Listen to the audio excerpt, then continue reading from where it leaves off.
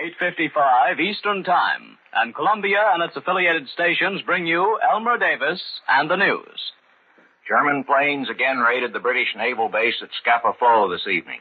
The Germans say several ships were hit, one set afire, and another left listing badly. The British say no warship was hit or damaged. No use trying to guess which of these stories is nearer the truth, but the purpose of the attack is evident. Speeches in the British Parliament today forecast that Allied warships would be likely to enter Norwegian territorial waters in the future, as they have already done in the Altmark case, to try to cut off German ships bringing iron ore home from Narvik. And if the Germans could seriously weaken the fleet at Scapa Flow, their own naval forces might hope to try to defend this route. Prime Minister Chamberlain said in the House of Commons that Britain would do everything possible to try to stop this traffic. And Lord Crewe in the House of Lords indicated that the 3-mile limit was not likely to be respected if inconvenient. Mr. Chamberlain further said that the Allies would take suitable measures to keep supplies from reaching Germany by land. These suitable measures meaning the purchase of the export surpluses of neutral countries. For instance, the Allies have already bought the whole Norwegian export supply of whale oil. Further, Mr. Chamberlain said goods from the whole British Empire would be refused to neutrals unless they would agree to limit their trade with Germany, and the Allies would no longer tolerate what he called the double standard of neutrality created by German practices. This seems likely to go the way of other double standards. All of which is taken as meaning that the war will continue for some time to be chiefly a matter of economic attrition. Once more today, there was heavy artillery fire on the Western Front and a series of air actions about the results of which the stories of the two sides are as usual contradictory. But it doesn't seem to be expected that anybody is preparing for a serious attack. But the intensification of the blockade, whatever it may do to Germany, again puts the small neutrals on the spot, especially the Norwegians, whose parliament met in secret session today to see what could be done about it. Norwegian papers protest against the tightening of the blockade, but it seems unlikely that this will have much effect.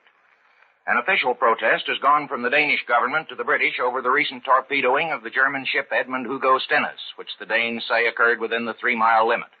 And at the same time, the Dutch government protested to the Germans against air attacks on Dutch fishing boats and asked for punishment of the aviators. But in the present mood of both belligerents, it looks as if the neutrals will be increasingly squeezed between the two. A Nazi spokesman said tonight that Germany would retaliate with countermeasures for any intensification of blockade practices. German shipping companies announced today that they would start service from Danzig to ice-free ports in southeastern Sweden, from which they can get shipments of ore from the southern Swedish mines. These mines are less important than those in the north, but in a few weeks more, ore from the north can be shipped too, through the safe waters of the Gulf of Bothnia and the Baltic.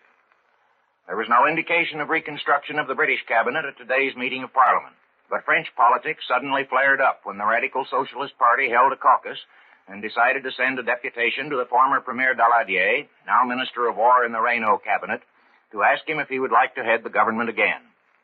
This is said to be largely the work of Mr. Georges Bonnet, once a well-known appeaser, who was dropped from his post as Minister of Justice in the Daladier cabinet when Reynaud came in.